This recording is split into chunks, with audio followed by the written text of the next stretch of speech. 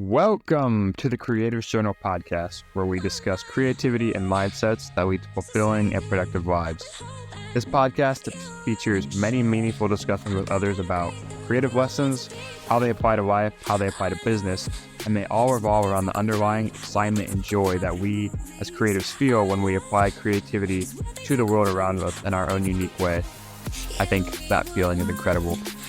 We share creative lessons in business, athletics, mindfulness, journaling, meditation, whatever the domain, that help us grow not just as designers and creators, but as people. So get out your mental journal, fire up your internal creative software. Thank you for tuning in, and please enjoy the show.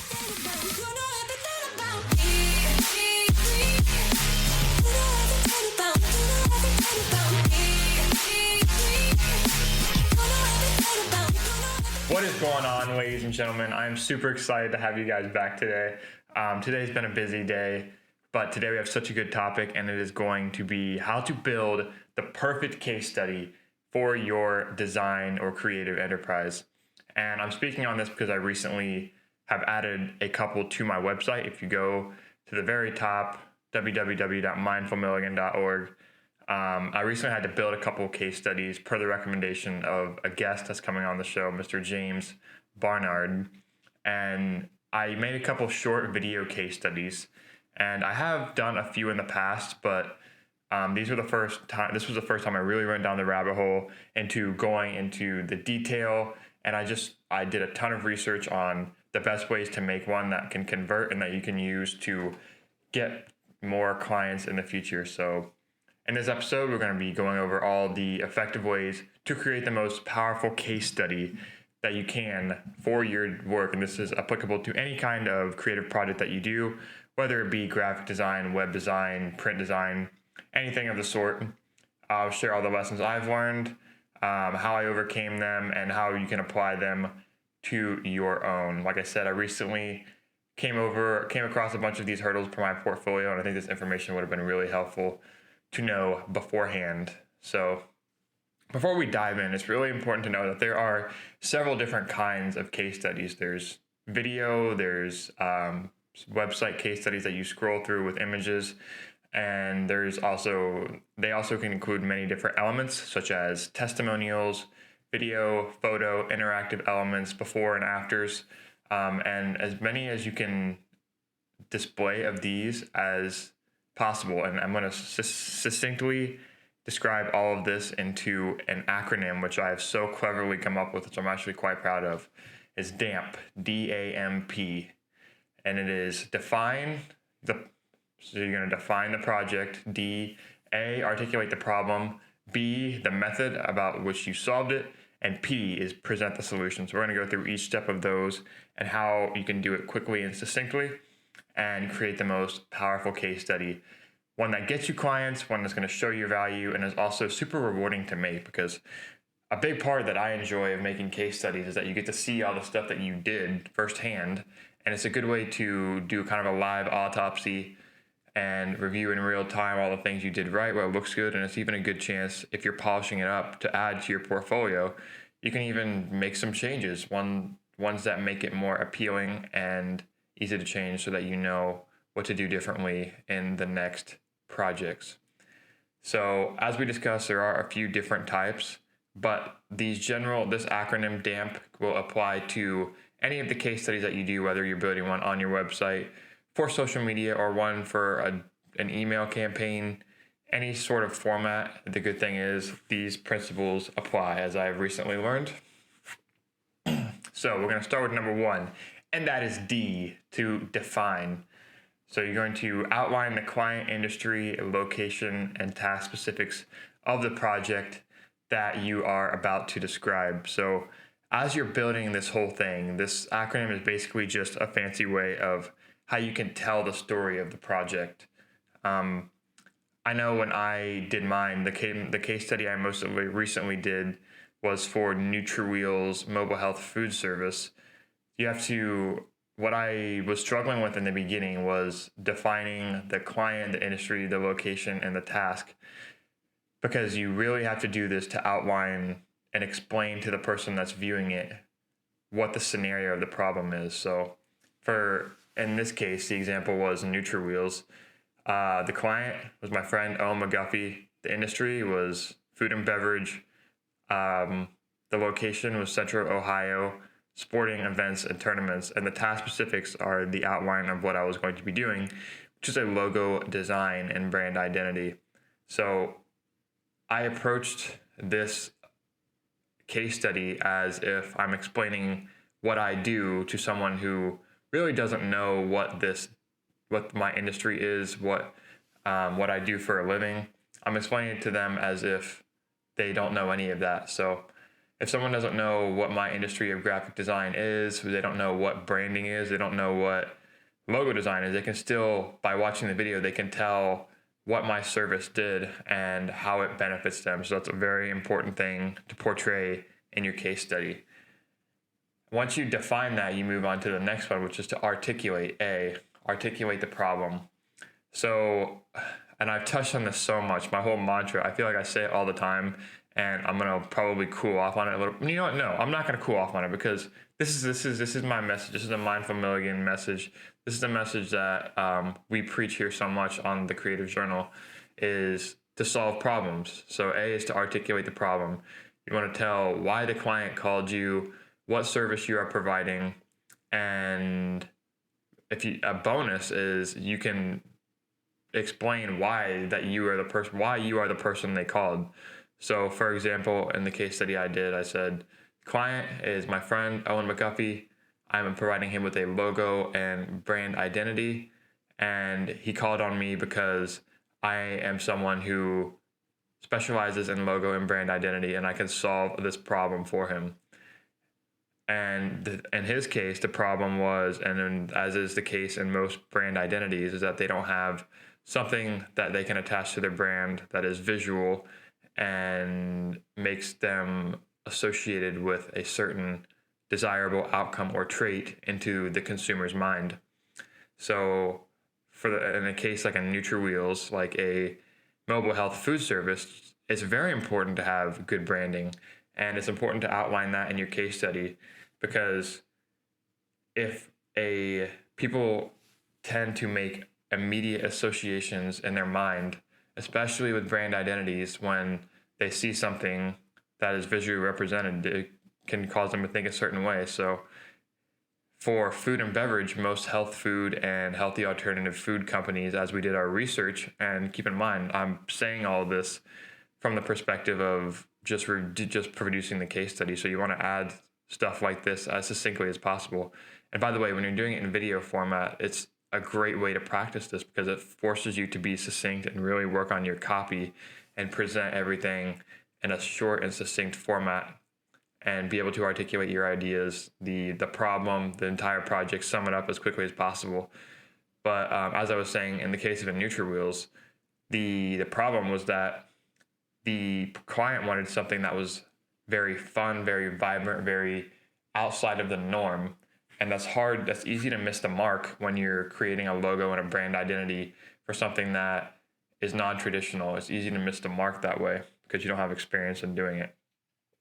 So the problem was they wanted to represent their brand, which was fun, vibrant, energetic, but while also breaking from the norm and not falling into the same stereotype as most health food brands do, with muted browns and colors and serif fonts and stuff like that. So I went into depth on how I approached that, how I solved that problem, and and why I was the right person for them to solve that problem.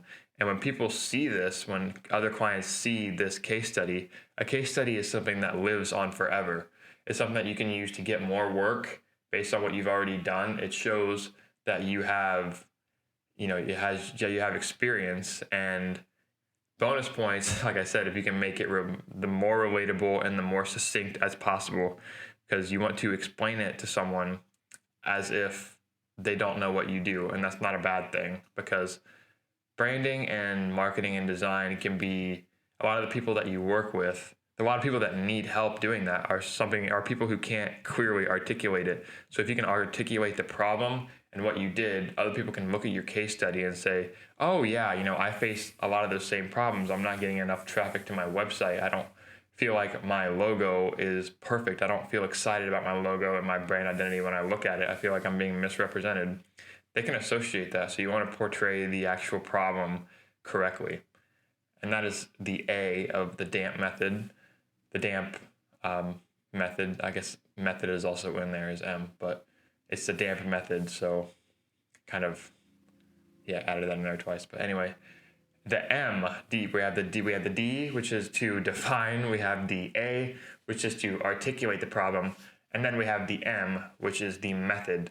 So the method is pretty self-explanatory. It's what you did, and it's going to be the meat and potatoes of your case study, no matter what format, whether it's on a website. And by the way, there are a whole host of great examples out there. I've attached a few into the show notes of this podcast. One of them is from horizon.co/lovethesales. But these aren't any affiliate links or anything. This is just some inspiration I came across when I was building my case studies. But this one is called Love the Sales, for a client called Love the Sales. And this company builds websites and mobile apps. And it's just an incredible presentation. It starts with a section that says meet the client, which would fall into our define. And it gives them background on the client with some great photographs and animations. And the next step is they articulated the problem, which is literally titled Understand the Problem.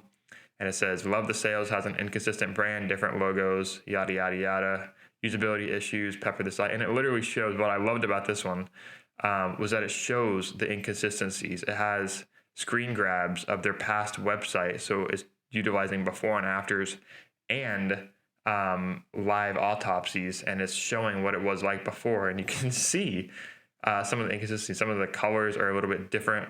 The buttons on the UI don't have the same font, stuff like that. And then they build it up the story. Then they go straight to the testimonial, which is pretty interesting. And they talk about their process. They add little snippets. They have little animations about what they did. They unveil the logo, and then everything is presented super clean. And this is a very premium example. This is far better than my own, very admittedly. Like, this is some high quality stuff, but they use great assets and everything. And the overarching principle is that it tells a story, and that's what you want to do. So, and you can do this in your head right now as a little exercise, is to put these pieces together on a past project and assign them to each of the levels in this acronym, which is what I did. Define, articulate, and the M, which is what we're on now, is the method. You talk about what you did, the order in which you did it, and why you did it. And it depends on which format you're doing in your case study, how long you want it to be, and how specific you actually want to go, because not everyone wants to do the same thing and make a 90-second video like I did. But I think videos are a very, very powerful way to tell the story, because you have the power of editing. And it's also a great way to work on your storytelling. And like I said, being more succinct.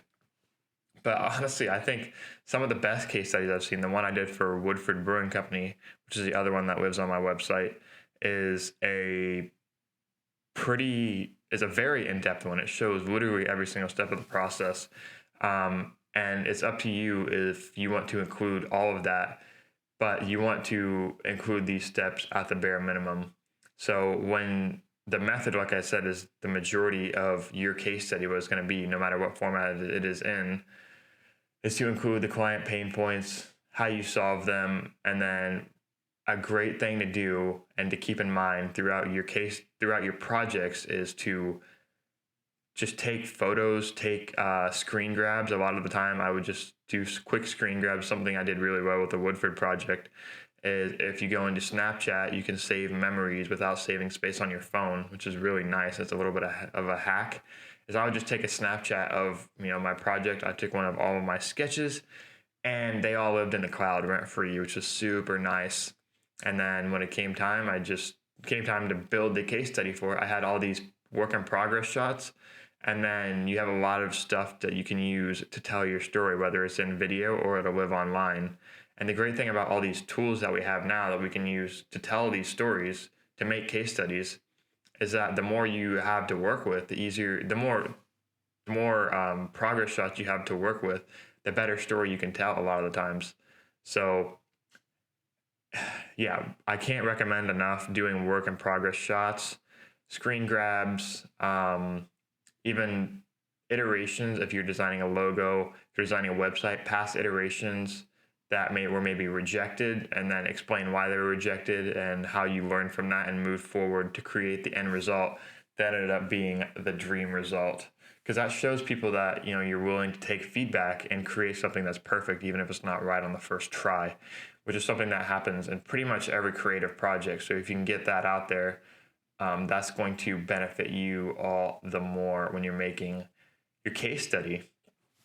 So a big thing that I want to do throughout my method, which is how I go about and tell the story of fixing my problem, is something that ties in really well with Story Brand by Donald Miller. And you want to paint the client in the case study as the hero, not yourself. So if you and this is pretty hard to do because it makes you look like you want to make the video to make you look good, but you don't want it to be ostentatious and you come across as if you solved every problem that you came across, which maybe you did, but you want it to position yourself as the guide and not the hero of the story. The client should always be the hero of the story. And a quote from Donald Miller's book in Story Brand is, "When we position our customer as the hero and ourselves as the guide, we will be recognized as a trusted resource to help them overcome their challenges. Positioning the customer as a hero in the story is more than just good manners, it's also good business." When people feel like they are the hero in the story, like you're not just someone who popped in and is solving all their problems for them and taking the spotlight for them, people want to be the hero. And when people feel good about the story that you're telling, that on the journey that you're on together, then they're going to want to work with you more and they're going to want to come back to you. So it's really important when you're doing a live story, when you're telling the story of the project in your case study, to not come across as if you're the almighty and you're solving the problems. You want to be painted as a collaboration. And that's something I admittedly could have done better. And it's something that is very difficult to do in short video format, like posting to social. So I think the next time I do a case study, I will build the whole thing out online, really tell the story, make an outline, a wireframe, build out a web page for it, tell every single aspect of the story, go to the archives, get all the photos, the videos, and then distill it down from there. And so I already have all the assets to work with. And then that way it'll be easier to paint the collaboration with the client because I'm starting from square one. So that's the method. The M is to make sure you tell the whole story. Don't paint yourself as a hero, paint the client as the hero, and be sure to include them in your case study too. That makes it look more real. If you don't include the case study, if you don't include your client in the case study, for all people know, it could just be a fake project. So you want to include photos of the client, testimonies of them, and the more of that you can include, the better. So now we are on to the last step, which is P, which is to present the solution. And this is kind of the build up. So you want to, as stories do, you have the resolution, you have the exposition, rising action, climax, falling action, and resolution. And this is getting to this is actually the climax and the resolution. As I learned from past English teachers, that can happen in stories. And this is the story we're telling. So you build it up all the way to the end and you present the solution. Keep in mind, everything builds up to this, but you aren't gatekeeping like your project info. So for example, I started the video, when you present the solution, especially when you're filming a video, and we'll get into more tips for filming video case studies here in a little bit. But what you want to do is you want to tell the story and you want to build action throughout, but you don't want to gatekeep the final end result. It doesn't necessarily mean that. It means that you're building tension, and this is why storytelling having this skill is so useful, because it transfers so well to any other domain that you use. It's in marketing, it's in branding, it's in writing, it's in writing copy, it's in copywriting, it's in graphic design, it's in video editing, it's in photo editing. How you can present the story that you want to tell is a big part of in determining whether or not it's going to be a successful project. So you want to make sure that you're telling the story correctly and you're doing it justice and following the key points of the story. Like I said, the rising action and making sure that it's easy to follow as well. So when you present the solution, and right now we're going to get into some tips for filming a video, which is the method I used. So when you're filming a video and you're presenting, the reason we're talking about this now is because all these steps happen super fast in a video. And especially when it's only a 60 to 90 second video that you're going to be using on social media, which are great. If you guys want some examples of these, you can obviously check out my own, but James Barnard, like I said, he does some absolutely incredible and it's absolutely incredible video case studies for his Instagram and TikTok. And he calls them, I think, Ticklicks, which is, I know it sounds very silly, but it's TikTok client logo design logo case study. So Ticklicks, yeah. And it's very viral content. It's very entertaining content, but he's such a good storyteller in that short format, and that's the inspiration I use for mine. And yeah, these have been two of the best performing videos on my social media, and I've gotten work off the back of them. So, and that's an important thing to remember too, is to remember what work that you have published, stuff that people have responded to the best, and really nail in on that. Iterate with different formats and versions of it, and just dial it in, because odds are that's going to get you more and repeat work, because once one thing works, it's a clear signal that it's what resonates with people. So when you're filming a video like this, you want to start with the hook. So for example, for mine, and I took this from James, was I didn't present the logo right away. I started with a bit of a comedy intro, and you want to be careful with this because you want people to know the premise of the video. So like I said, this was for NutriWheels, which is a mobile health food service. I started with a hook, and it was me reading a script on my phone that said, as if someone was giving me an order, and I said, design a logo. And this is this third person iteration, but I said, design a logo of a food truck. I said, nice. And I showed like a fried chicken food truck. So there's kind of that viral aspect of creating a hook, gets the viewer's interest. And then after that, I cut the music really fast.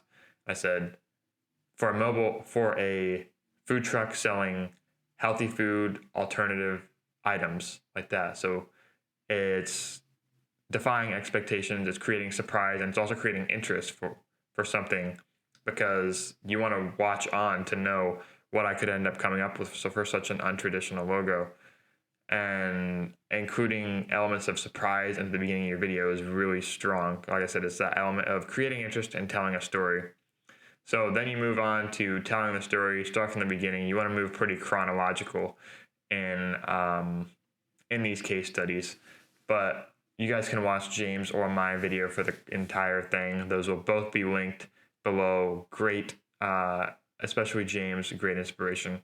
And you want to use language as well that's consistent with the brand. A good example of this is like I said, Boulder & Co. is a company in Urbana, Ohio. And they have some amazing case studies on their website. They're slightly old-fashioned. They're not quite to the storytelling and graphic level of Horizon, the first one I mentioned. But they have some great before and afters, and they have these case studies where they utilize this graph, and it's called the Boulder inflection point, which is super nice, and it looks really great. And it shows, the company's business before and after working with Boulder, and you can just see like the steep line in the graph, and then it shows right at the trough before it picks up, says the Boulder inflection point, and it points straight upwards. And they do a lot of great things. They have great visuals on their website, and they use this sliding graph kind of before and after for their websites, which is really cool. And the more of these things that you can implement, the better. But as for video, bonuses that you can add before and afters because that's very viral and it's very visual to see, and people can really make the association of how you improved it. So that's something that I plan to do more in the future. But if you're working with someone, if you're working from scratch with a non-existent enterprise, then this will be a little bit harder to do. Another bonus is to add testimonials. So like I said, adding that social proof and validation that the service you did was A, real, and B, accomplished the results. So that is the DAMP method, DAMP. Remember, define, articulate the problem, method, explain what you did, the order in which you did it, and why you did it. P, present the solution. And this applies to all formats of building a strong case study that's going to grow your career, accelerate your design. And I'll be honest, guys, like building any kind of case study is just so rewarding because, and I love doing it. It's probably one of my favorite parts of design because it cross-checks all the boxes. It's a little bit of design. It's a little bit of marketing. It's a lot of marketing, actually. It's problem solving and storytelling, and it's content creation all wrapped into one because you're doing all these things. So yeah, keeping notes on what parts of your business you enjoy is also key, and it's what I'm doing while I do all these things. If you guys remember earlier, I mentioned the Story Brand book by Donald Miller. This is one of the books in the Essential Business Owners Reading Checklist, which is a Notion database I created for my followers and for myself, honestly, to just have a place where they can have all the links to the most popular books on business and that I have read and taken summaries on and distilled and included links to where you can download them at the cheapest price anywhere online. And it's a good accountability tool as well, because you can go in and copy the template to your own Notion database and check off and add more using the template, and it looks super awesome. And it's a great way to build your reading habit, which is the highest ROI habit that I have currently engaged in my business and my life. So I hope you guys enjoy that. Check that out in the link below, along with all the other examples of the case studies. So to wrap up, like I said, the DAMP method, be sure to implement that as a thought exercise. Apply that to all of your projects, regardless of whether you're making a case study of them. It's a good way to conduct that live autopsy. And case studies are just a powerful way to generate leads. It's an inbuilt marketing asset that you can send to leads to get similar work, and you can and you start to see the problems that you solved and how you can continue to solve them in the future. Because like I said, that is what we do as creatives. So I hope you guys enjoyed this episode. Feel free to use all this information going forward. I hope this helps you guys because I had a lot of fun putting together the steps and looking back of going down the rabbit hole of trying to present the highest quality case study that I possibly could. And I look forward to iterating and improving on that process in the future. And I want to leave you guys with one last thing about case studies. And that's to think of creating a case study as keeping a receipt. It's like proof of your work that lives onward and continues to generate success for your career, and you can always refer back to it later. So creating case study is one of the highest return on investment things that you can use that will continue to generate leads, continue to generate business, continue to grow your design, grow your career. Even if you're not doing freelance, it's still good to have these on your portfolio site. So I hope you guys enjoyed this episode. This has been entry number 17. We are getting up there. And I'm loving every minute of it. Wow, it's crazy to think this all started in my head, and I'm recording these episodes, and I've done this 17 times now, and I can't wait for you guys to see all the awesome guests we have booked. Next week is probably one of the biggest guests I've ever had, Mr. Andy DeVito, the lead of creative and branding at The Ohio State University. And he's going to tell us how he manages one of all the creative design, social media, and graphic elements for one of the big, if not the biggest and most successful college athletic program in the nation with over 36 teams and 1,000 athletes. So that's going to be a banger. We also make blogs for all these episodes as well. So be sure to check those out on www.mindfulmilligans/stories, and the links to the podcast and other audio forms will be available on there as well. If you guys are enjoying, please leave a 5-star review and a comment. I'm loving doing this for you guys, and doing that, leaving a review, helps so much more than you can actually know. Like, I can't even say thank you enough for doing that. We crossed 100 plays last week, and like I said, to just think that, this idea for this podcast that I had in my head is a real thing, and that people are listening, like, man, it just makes my heart full, and it really validates the concept for me of sticking to something, and I can't wait to see where it goes. Like, I'm really excited.